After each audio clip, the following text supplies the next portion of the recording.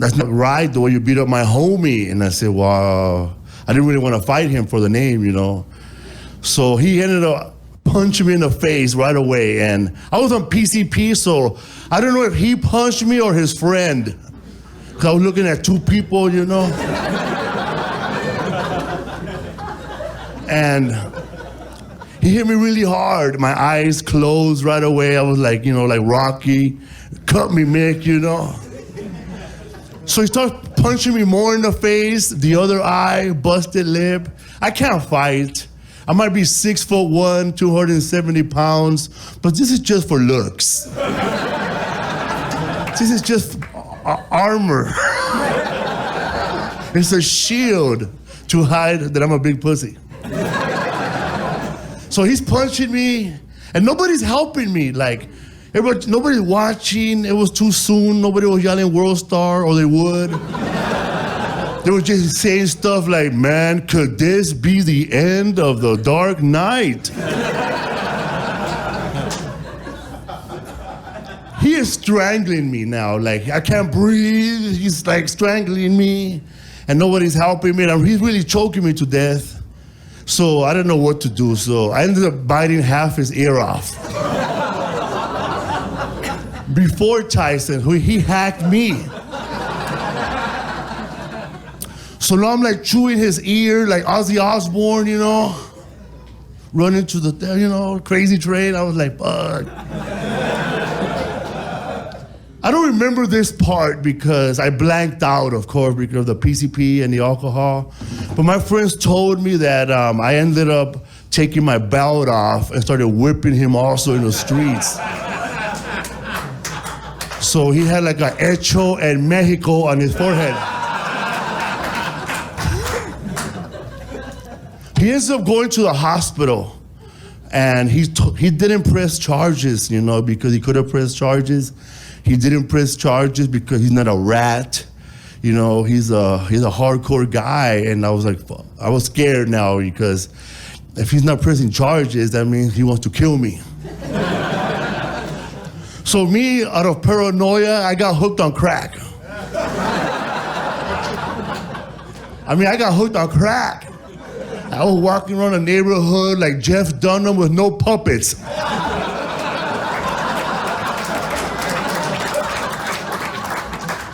Tweaking hard.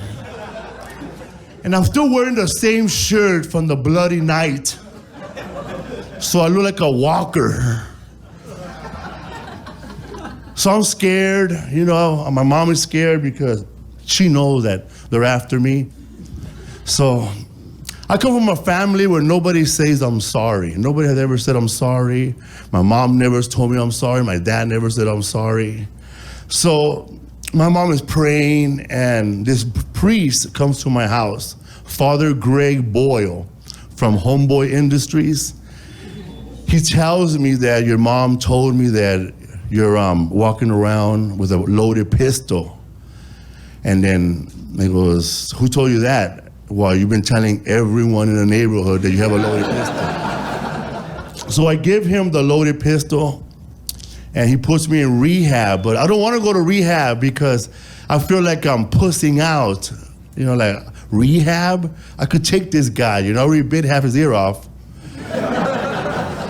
So I go to rehab, and I have a black guy from the fight. You know, I'm all messed up. I'm like I'm a loser, what I am. I didn't mean it then. I'm a fucking loser. And I'm there in rehab with heroin addicts, and I'm praying every night. I'm crying every night. I don't know, I'm like, I want to escape, but I don't know how to get home.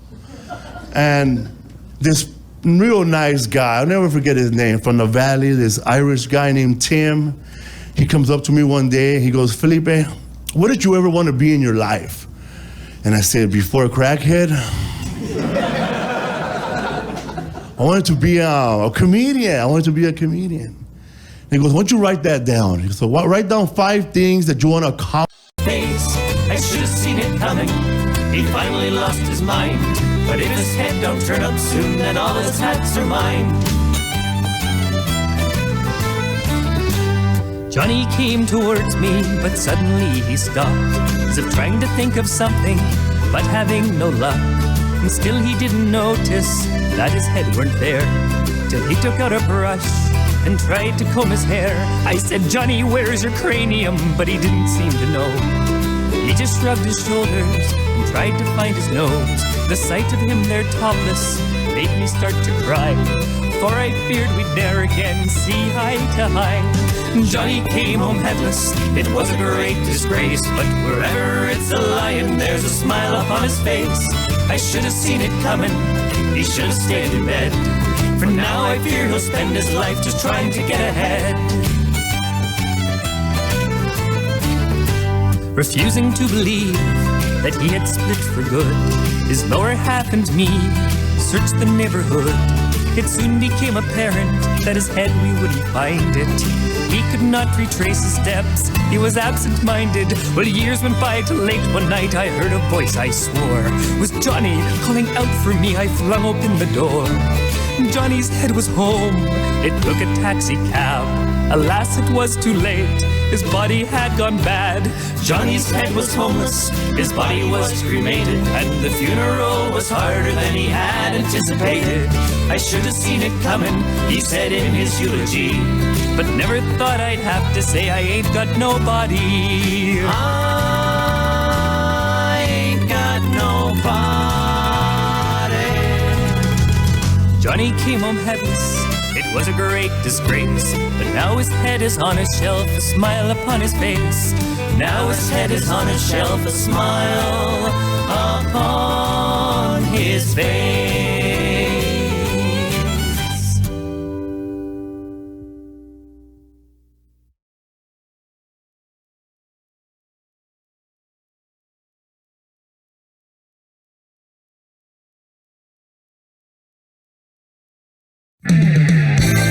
Tonight, from the palace in...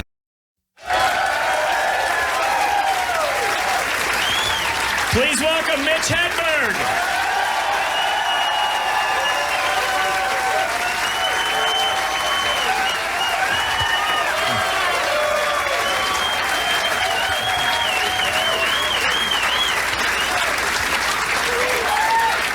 Thank you. Thank you.